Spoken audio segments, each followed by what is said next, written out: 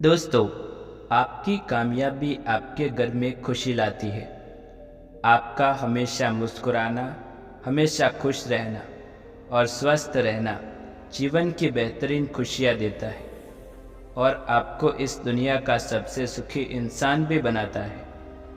आज की जो कहानी मैं आपको सुनाने जा रहा हूँ, इस कहानी में सारी दुनिया का ज्ञान समाहित है और सभी मुसीबतों का समाधान भी। इसलिए इस कहानी को आप अंत तक जरूर सुनिएगा। बहुत समय पहले की बात है। एक छोटा सा नगर था। उस नगर में एक बहुत ही धनी सेठ रहता था। उस धनवान सेठ के पास कहने को सब कुछ था। किसी चीज़ की कोई कमी नहीं थी। उस धनवान सेठ ने अपने जीवन में बहुत बड़े बड़े मुकाम हासिल किए। उसने अपने जीवन में कई सफलताएं प्राप्त की थी। वो जिस नगर में भी व्यापार करने जाता, वहाँ पर उसे सफलता मिलना निश्चित था।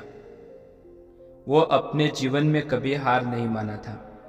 उसका व्यापार भी खूब जोर शोर से चल रहा था।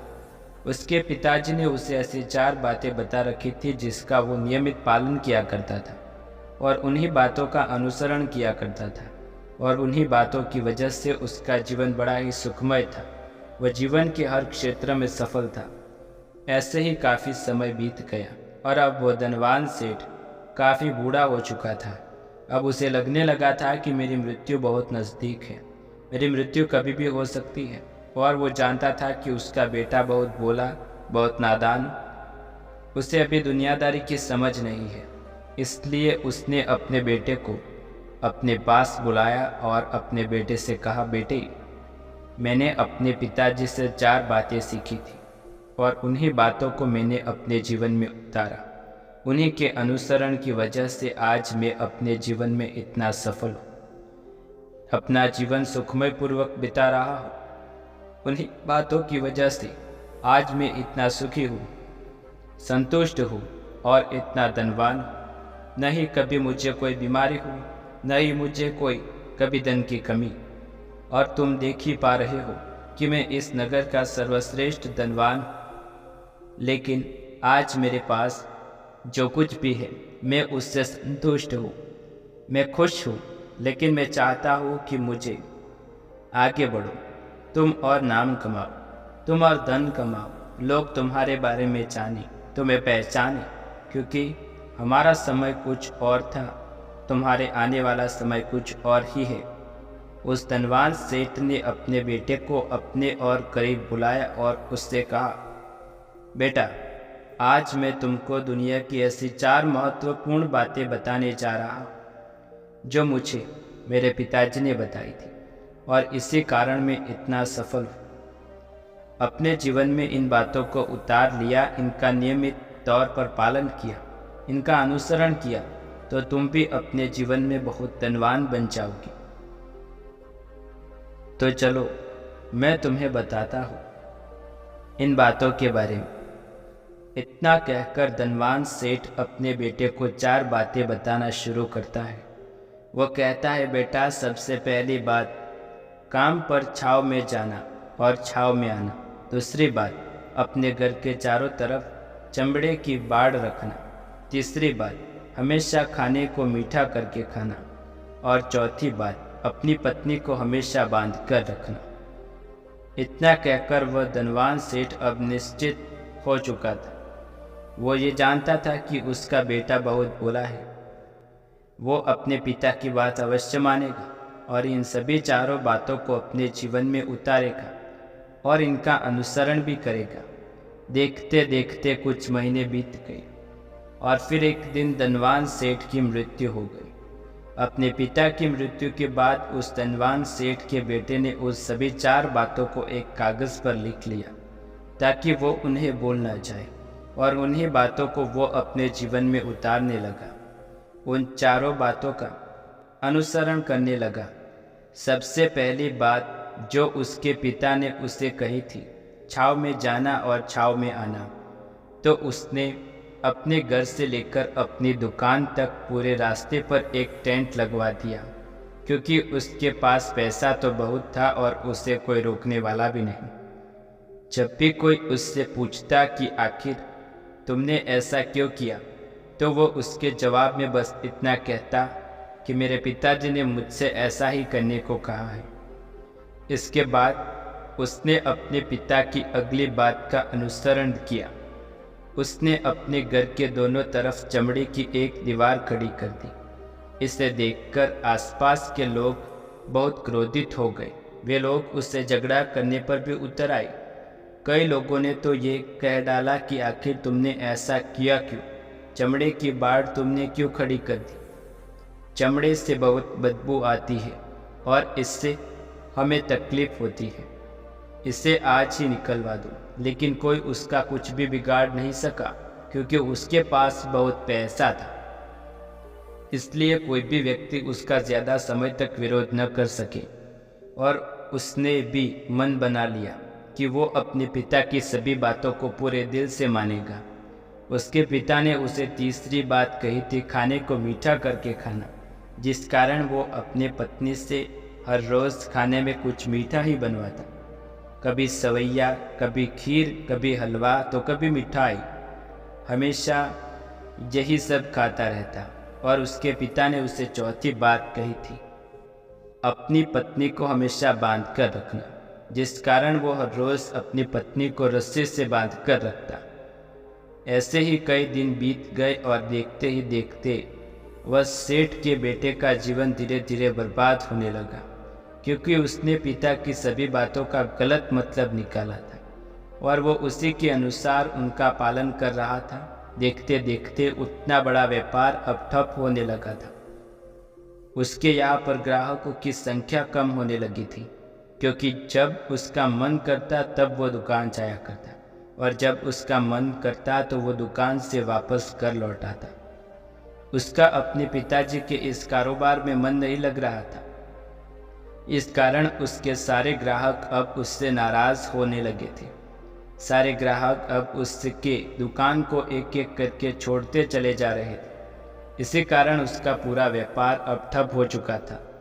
जिस व्यापार को खड़ा करने के लिए उसके पिताजी ने खून पसीना एक कर दिया, उस व्यापार को उसने कुछ ही महीनों में पूरी तरह से बर्बाद कर दिया। अब उसका धंधा बहुत कम हो चुका था, जिस कारण वो बहुत परेशान रहता, वो बहुत चिंतित रहता। और इसके साथ ही उसने अपने घरों के चारों तरफ चमड़े की दीवार खड़ी करवाई थी। उस कारण आसपास पर बहुत गंदी बदबू फैल चुकी थी। इसलिए जो भी उसके आसपास रहते थे उन सभी ने अपने घर छोड़कर अपना बसेरा कहीं और बसा लिया। चमड़े की बदबू के कारण अब उसके घर में भी कोई नहीं आता था। यहाँ तक कि उसके मित्र और रिश्तेदार भी उस घर में आने से कतराते। लेकिन अब भी समझ नहीं आ रहा था कि आखिर ये सब हो क्या रहा है। वो बहुत परेशान रहने लगा था और हमेशा मीठा भोजन किया करता था, जिस कारण उसका वज़न भी बहुत बढ़ गया था। और इस मोटापे के कारण उसके शरीर में न जाने कितनी सारी बीमारियों ने अपना घर बना लिया था। आए दिन उसके घर में वेद आने लगे। इन्हीं कारणों से अब उसका पैसा भी इन चीज़ों में बर्बाद होने लगा। और अपने पिता की चौथी बात उसने मानी थी, वो भी अपनी पत्नी को बांध कर रखना, जिसकी वजह से उसकी पत्नी उससे नाराज़ हो गई और वो घर छोड़कर अपने मायके लौट गई। उसने अपने पिता को मनाने की कोशिश की, तरह तरह के उपाय किए, लेकिन उसकी पत्नी नहीं मानी। और वैसे भी कोई भी स्त्री ऐसे मर्द के साथ क्यों रहना चाहेगी जो उसे बेवजह बेबात पर बांध कर रखता हो। देखते देखते अब सेठ के बेटे का जीवन बर्बाद हो चुका था। न तो अब उसके पास व्यापार बचा था, न ही धन, और न ही उसकी पत्नी, और न ही वो रिश्तेदार जो पैसों के लिए उसके आसपास घुमा करते थे। और तो और अब उसका स्वास्थ्य भी ठीक नहीं रहता था, जिस कारण वो बहुत चिंतित रहने लगा, बहुत परेशान रहने लगा। उसे ये सब समझ नहीं आ रहा था कि ये क्या हो रहा है और क्यों हो रहा है।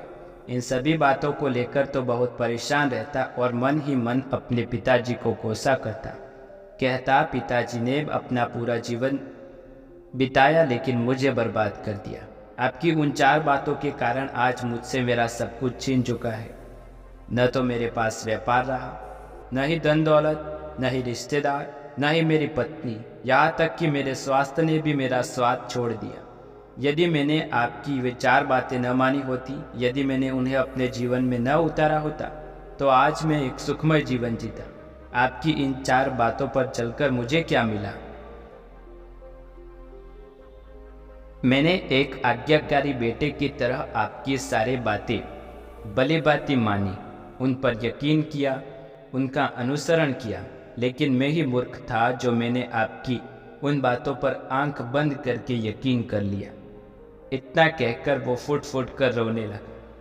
तभी उसे एक दिन पता चला कि उसके पास के नगर में एक साधु आए हुए और वह साधु सभी की समस्याओं का हल बताते हैं। चाहे कैसी भी समस्या हो वो उसका निवारण अवश्य करते हैं। यह सुनकर उसने सोचा कि चलो एक बार मिलकर देखता हूँ, हो सकता है कि मेरी भी समस्या का समाधान मुझे मिल जाए। इस आशा के साथ वो उन साधु के पास जाता है। वहाँ पहुंचकर सीधा उनके चरणों में जा गिरा और जोर जोर से रोने लगा।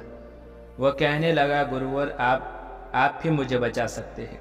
मेरे पिताजी ने तो मेरा पूरा जीवन बर्बाद करके रख दिया। आज मेरी जो भी स्थिति है वो सब मेरे पिताजी के कारण है। मेरे पिताजी ने मुझे जैसा कहा मैंने वैसा किया। हमेशा एक अच्छे बेटे की तरह उनकी सारी बातें मानी, अपने सारे फर्ज निभाए और देखिए मेरे पिताजी ने मेरे साथ क्या किया। मरते मरते भी वो मुझे गलत बात सिखा गए और उसका खामियाजा मुझे आज भुगतना पड़ रहा है, क्योंकि मैंने उनकी सभी बातों को अपने जीवन में उतारा, उनका अनुसरण किया। और देखिए आज मेरे साथ क्या हुआ। मेरा तो पूरा जीवन ही बर्बाद हो गया।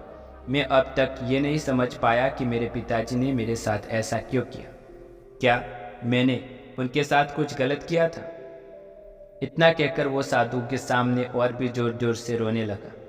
तभी वो साधु महाराज उस सेठ के बेटे से कहते हैं, बेटा चुप हो जाओ, पहले मुझे अपनी सारी बातों तो बताओ। आखिर तुम्हारे साथ क्या हुआ? तुम इस तरह से क्यों रो रहे हो? तुम्हारी इस परेशानी का कारण क्या है? उन साधु के इतना कहने पर सेठ के बेटे ने पर्ची उन साधु के हाथ में रख दी, जो उसने अपने पिताजी की मृत्यु के बाद लिखी रखी थी, जिसमें उसने अपने पिता की 4 बातें लिखी। उन साधु ने पर्ची ली, उसे पढ़े। उन्होंने जैसे ही पढ़ा वो ज़ोर ज़ोर से हंसने लगी और वो उस सेठ के बेटे से कहते हैं, तुम कितने बड़े मूर्ख हो। तुम्हारे पिता ने तो तुम्हें दुनिया का सारा ज्ञान दे दिया, लेकिन तुम उसे समझ नहीं पाए, तुम उसका सही तरह से पालन नहीं कर पाए और कहते हो कि तुम्हारे पिता ने तुम्हें गलत राह दिखाई, तुम्हें गलत संदेश दिया। तुम्हारे पिताजी तुम्हारी परीक्षा ले रहे थे। तुम उनकी बातों को समझ पाते हो या नहीं? तुम उनकी बातों का सही मतलब निकाल पाते हो या नहीं? यदि वो चाहते तो इसका मतलब अच्छी तरह से बता सकते थे, लेकिन वो चाहते थे तुम इन बातों का मतलब खुद से जानो, खुद से समझो कि बातों का क्या अर्थ है। लेकिन अब तो ऐसा प्रतीत होता है कि मानो तुम्हारी बुद्धि बिल्कुल भ्रष्ट हो चुकी है। तुमसे बड़ा मूर्ख मैंने आज तक नहीं देखा। जिसके पास दुनिया का इतना बड़ा ज्ञान हो वो भला इतनी बड़ी मूर्खता कैसे कर सकता है? तुम्हारे पास कोई ज्ञान नहीं है, तुमने कोई भी ज्ञान अर्जित नहीं किया। अगर तुम इन बातों का सही मतलब समझ चुके होते तो तुम अपने जीवन में पिता की तरह सफल होते, खुश होते और जीवन सुखमय तरह से बिता सकते थे। लेकिन तुम इतने बड़े मूर्ख हो कि तुमने अपने पिता की बातों का गलत मतलब निकाला। उन बातों के मतलब के बारे में तुमने सोचा तक नहीं। उन्होंने जैसा कहा तुमने वैसा करना शुरू कर दिया। यदि तुम्हें उन बातों का अर्थ नहीं पता चल रहा तो तुम किसी ज्ञानी से मिल सकते थे, तुम उससे बात का मतलब निकाल सकते थे। लेकिन जैसा तुमने अपने पिता की इन बातों को समझा, इसका मतलब वैसा नहीं है। इस पर वो धनवान सेठ का बेटा कहता है, गुरुवर आप क्या कहना चाहते हैं? क्या मैं अपने पिता की बातों को सही नहीं समझ रहा? और वैसे भी इसमें समझने लायक क्या? उन्होंने तो सब कुछ साफ साफ ही बताया था और मैंने उन्हें अपने जीवन में उस तरह से उतार लिया, तो फिर मैंने गलत क्या किया? इस पर गुरुवर एक बार फिर मुस्कुराने लगे और उस सेठ के बेटे से कहते हैं, बेटा ये जो बातें लिखी गई है, इन बातों के पीछे एक गहरा अर्थ है जिसे तुम समझ नहीं पाए। इस कारणवश तुमने ये मूर्खता कर दी और इसी कारणवश तुमने अपना पूरा जीवन बर्बाद कर लिया। लेकिन अब भी कुछ नहीं बिगड़ा, अब भी तुम्हारे पास बहुत समय। यदि तुम चाहो तो अब से मेहनत करके तुम अपने जीवन में एक बार फिर से खुशहाली और समृद्धि ला सकते हो। इस पर वो सेठ का बेटा कहता है, ठीक है, कृपया करके मुझे उन चारों बातों का मतलब समझाइए। आखिर उन चारों बातों का क्या अर्थ है? इस पर साधु सेठ के बेटे से कहते हैं, तुम्हारे पिताजी ने तुम्हें कहा था काम पर छाव में जाना और छाव में आना। इसका मतलब है यह है, सूर्य निकलने से पहले तुम दुकान पर पहुंच जाना और सूर्यास्त होने के बाद ही घर पर आना, जिससे तुम्हें दुकान पर अधिक से अधिक समय मिल पाएगा। तुम उस काम को अच्छी तरह समझ पाओगी, उस काम को अच्छी तरह से कर पाओगी, उस काम को बढ़ाने में तुम अपना दिमाग लगा पाओगे और तुम अपने काम में तरक्की कर पाओगी। लेकिन तुमने तो इसका गलत ही मतलब निकाल लिया। तुमने तो अपने घर से लेकर दुकान तक ऐसा टेंट लगवा दिया जिससे तुम छाव में आ सको और जा सको। और तुम ही बताओ, क्या तुमने अपने पिताजी की इन बात का सही मतलब निकाल पाए या नहीं? यह सुनकर बेटा जोर जोर से लड़ने लगा और कहने लगा, गुरुवर, मेरी ही गलती है। मैंने अपने पिता की इन बातों का गलत मतलब निकाला और इसी कारणवश आज मैं पूरी तरह से बर्बाद हो चुका हूँ। मैं ही सबसे बड़ा मूर्ख हूँ। मेरे पिताजी ने मुझे इतना महत्वपूर्ण ज्ञान दिया, लेकिन मैं उसे हीरे को पत्थर समझ बैठा। आगे वो सेठ बेटा उन गुरुवर से कहता है कि गुरुवर, दूसरी बात क्या है, उसका अर्थ क्या है? आगे गुरुवर दूसरी बात का अर्थ समझाते हुए कहते हैं, चमड़े की बाड़ करवाना। इसका अर्थ यह है कि तुम अपने घर में कुत्ते या बिल्ली पालना।